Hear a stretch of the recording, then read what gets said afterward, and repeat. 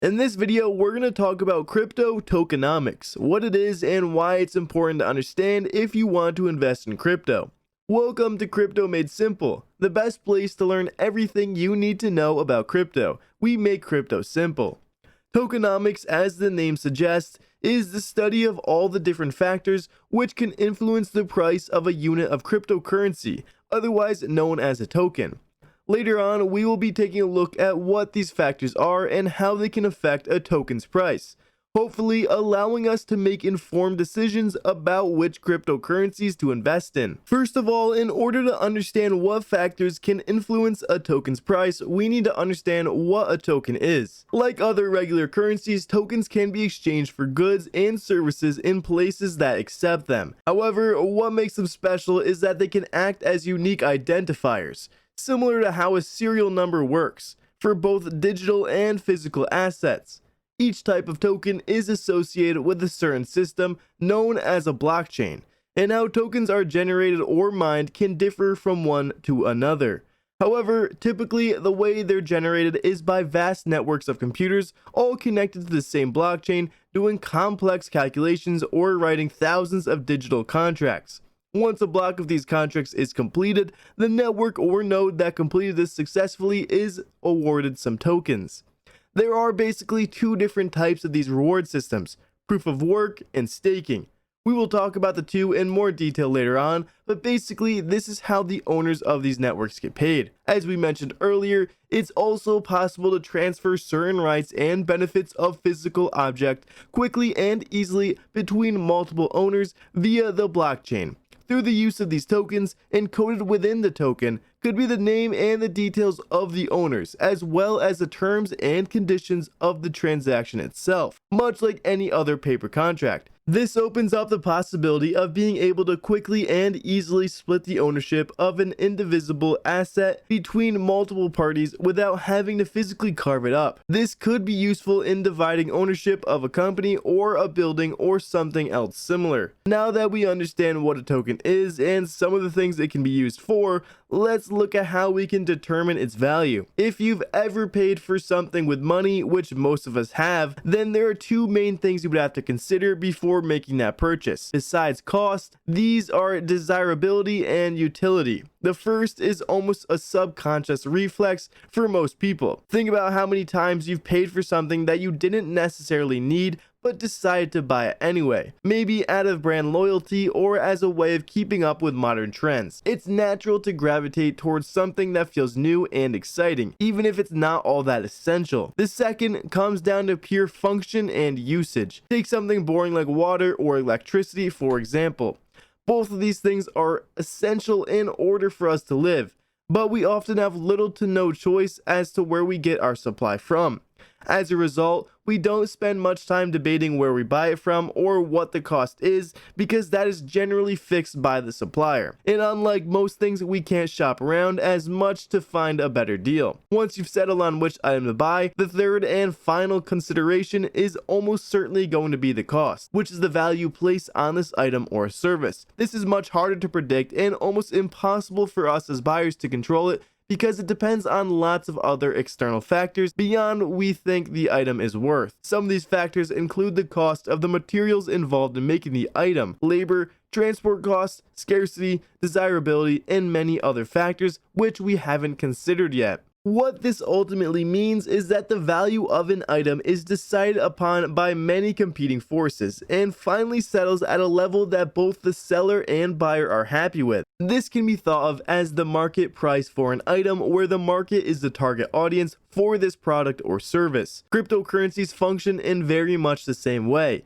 As with traditional stocks and shares, the price can fluctuate and be affected by external forces beyond the company's control. Among some of the many reasons why the blockchain and all the various cryptocurrencies have taken off in the last few years is the fact that these transactions can now occur almost instantaneously and without the use of middlemen, such as a bank or financial institution, yet still maintain the same high level of trust and security that these financial institutions are known for.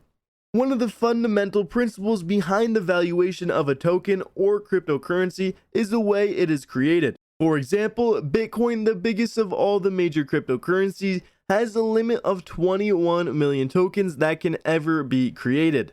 This limit was built into its design from the very beginning, and the number of bitcoins that can be mined halves roughly every 4 years, meaning that theoretically the last tokens will be mined somewhere around the year 2140. Let's take a closer look at the various factors that can influence a token's value and therefore affect our decision whether to invest or not. Token creation. The act of mining or staking cryptocurrencies is one of the most common ways of creating digital tokens. It works by incentivizing owners of the nodes that perform the validation process of smart contracts by rewarding them for work they have done through issuing tokens. In the case of staking, the reward is based on how much digital currency the owner of the node puts towards being selected as the preferred node for a particular group of transactions to occur. Yields. These work much like dividends in the traditional stock market, where all of the investments are pooled together and used by the company in order to become more successful. As a reward, the investors are granted a yield in the form of a payment which is proportional to the stake which each investor holds. Token burning. Some cryptocurrencies remove excess tokens from the blockchain in order to increase the scarcity of remaining tokens. This should, in theory, drive up demand and therefore the price of the remaining tokens, ensuring that their value does not decrease and at the very least stabilizes. Ethereum is an example of a cryptocurrency that has transitioned to this model very recently, since it does not have a limit to the number of tokens that can be produced and therefore ran the risk of devaluing the asset. Token supply. The supply of the token is a very important factor in determining its value. Ideally, you want to see the total number of tokens in circulation increase steadily over time. This ensures that there is a demand for the token in the first place. Additionally, if the supply of token increases sharply in a short space of time, it can drastically drop the value of the token due to oversupply. This is a way investors can assess the value of a company and its works in a similar fashion with cryptocurrency. It is calculated by multiplying the value of each share or token by the total number of shares or tokens currently in circulation. A high market cap with a low number of tokens in circulation can indicate that this token is of high value and is likely to increase as more tokens are released. Another feature of cryptocurrencies to look out for is whether or not they are inflationary or deflationary. Most regular currencies are inflationary, which means that there is no limit on how much it can be produced. As you can imagine, this needs to be balanced carefully each year to make sure that it doesn't disrupt the economy too much. An easy way to understand inflation is to look at these two extreme possibilities. First of all, printing too much money would flood the economy and make the currency virtually worthless, because everyone would have a lot of it.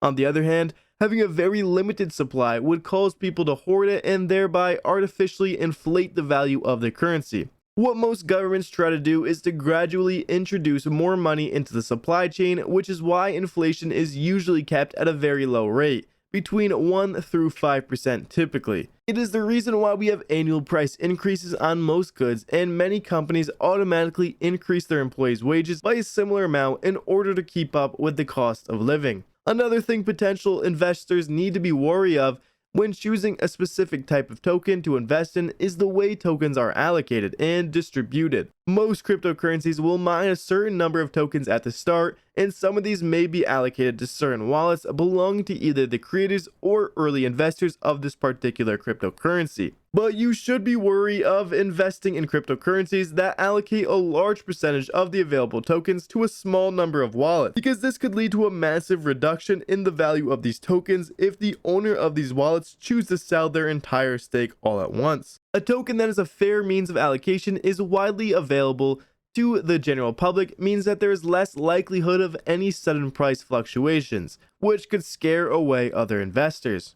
Early allocation of tokens to investors and venture capitalists is not inherently a bad thing, and can even encourage faster development times and bring in new investors. There will usually be some kind of restrictions put in place so that these new investors don't bail out immediately and sell their entire stake too soon.